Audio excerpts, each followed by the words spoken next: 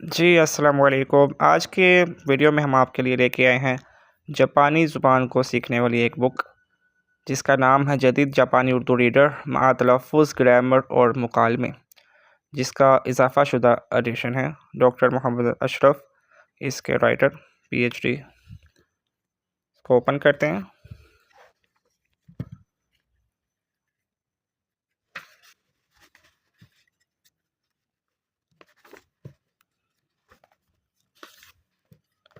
इसमें आप देख सकते हैं जिस तरह हमारी एबीसी और अलीफ पे होती है, उसी तरह इन्होंने सिखाया हुआ है लफ्ज़ों की पहचान। आगे मैं दिखाता हूँ आपको।